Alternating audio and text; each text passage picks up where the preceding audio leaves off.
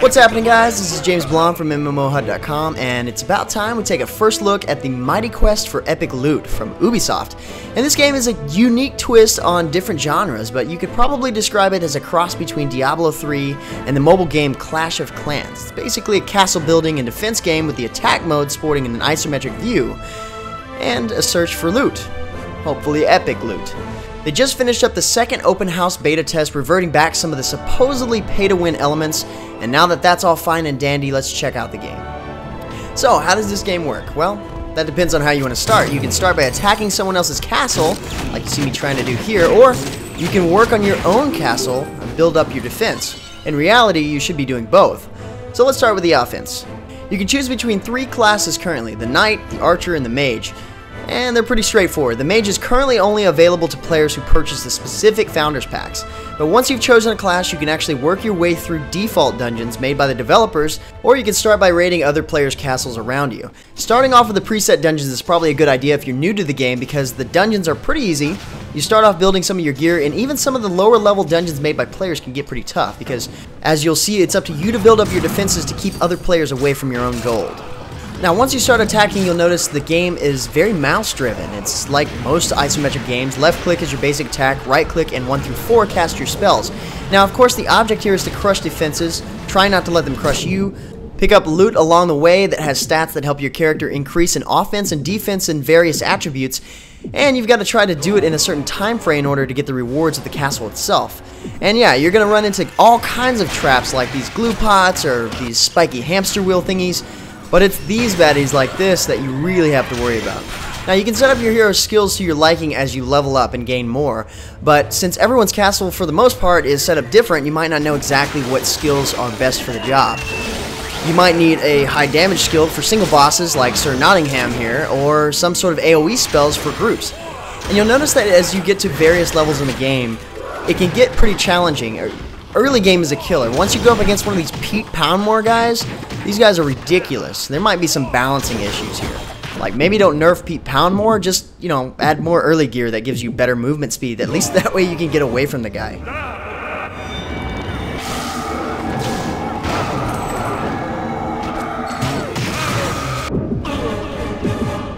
So like I said, you have to try and beat the castle within a certain time frame. If you die or you don't beat the castle within this time frame, then the rewards are locked away from you until you actually attempt the castle again from the beginning. If you beat the castle, then you get up to 20% of the owner's resources, which is really nice.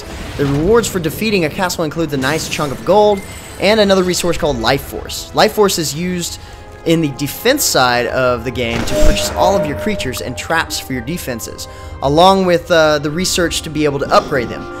Gold lets you purchase gear and things for your hero, and pretty much everything else. Later on, you'll learn that Life Force is a resource you wish you had more of, and gold is a resource you wish you could spend more of. If a player defeats the castle, depending on the difference in their level, the castle will be shielded for a little while, preventing anyone from going in and robbing you dry. Now, if a castle continues to beat attackers, the castle owner can start racking up crowns, which are nothing more than an overall sense of badassery. Once you've beaten all of the pre-made default game levels and beat the boss in that area, you can actually gain access to higher level dungeons and more bosses. So, let's take a look at our defenses. This is my current castle setup here.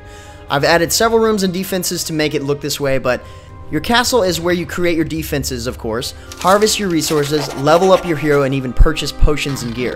Adding to your castle starts with the castle heart. This is the limiting factor that forces you to upgrade your storage for your gold and life force. Now, over time, you'll see that this is what keeps players from leveling their castle too quickly because of the cost to upgrade. It's actually pretty expensive. Otherwise, there might not be very many low-level castles for low-level heroes to actually raid. So just like a lot of other resource gathering games, you use the various structures to acquire new things for your castle.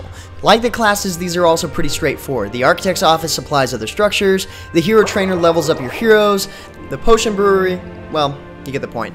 The Summoning Portal and the Research Lab are the important ones, really. The Summoning Portal lets you summon monsters and traps to put in your castle, but your castle also has a defense rating. So you will have to choose your defense wisely. You can't put too much in one area. And this area here is actually specifically designed to put the bosses in. Or if you choose to, you can actually put some regular defenses in there, and you can actually put more of them in that area.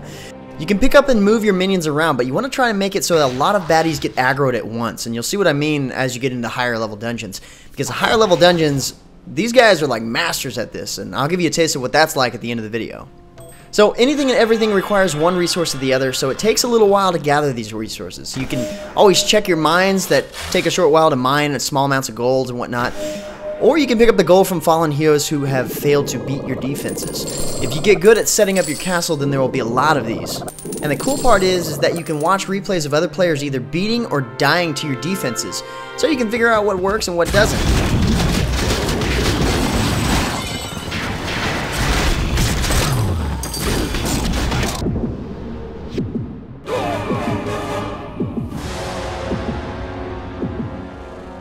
That obviously works. You can also run through your own castle, and I'd say you pretty much want to make it so that way you can't even beat your own castle.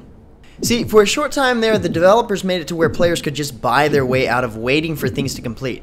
A pay-to-win the race, if you will. I don't particularly think that it's a straight-up pay-to-win method, but at the same time, it isn't really fair that players with real money could just get a high-level castle and completely upgrade defenses super fast. And as you progress through the game, you'll find decent loot. I'm a level 10 archer, and I found an epic bow at level 6, and it's actually worked pretty good since then. You can purchase new gear from the blacksmith, of course, but you'll never find better gear anywhere else except trying to go through dungeons that are a few levels higher than your characters, obviously. Oh, but the game does have a nice social system where you can actually challenge friends, even if they're higher level than you are. You can actually invite them to a challenge, and it'll scale you up or down accordingly. Well, anyway, guys, that's pretty much the gist of the mighty quest for epic loot. The game is actually really addicting until you get to the point where there's not really any castles you can actually get through until you come across some sort of epic piece of gear, but that might actually take a little while until they get the balancing just right in the game. I think that's actually the biggest challenges that they have right now. But then again, you also have that whole other aspect of the game where you can just go and make your defenses better so you can get upgraded beyond that. It's been mentioned that the loot of the game isn't really that epic, and that may be the case, but I haven't really leveled up high enough to be able to see that. But then again, that's something that they can really easily change. So the last thing I want to show you here is a level 25 castle set up with defense that is very precise, and even this can pose a huge threat to heroes several levels higher. Anyway, guys, thanks for watching. This game is free to play and still in closed beta. We had some beta keys on the site last week, but they really went fast, so I'll do what I can to get you guys some more. But if you're looking for more information about the mighty quest for epic loot, check the link in the description below for the game profile at MMOHut.com. But until next time, guys, that's going to be it from me. I'm James Blonde. See you out there, gamers.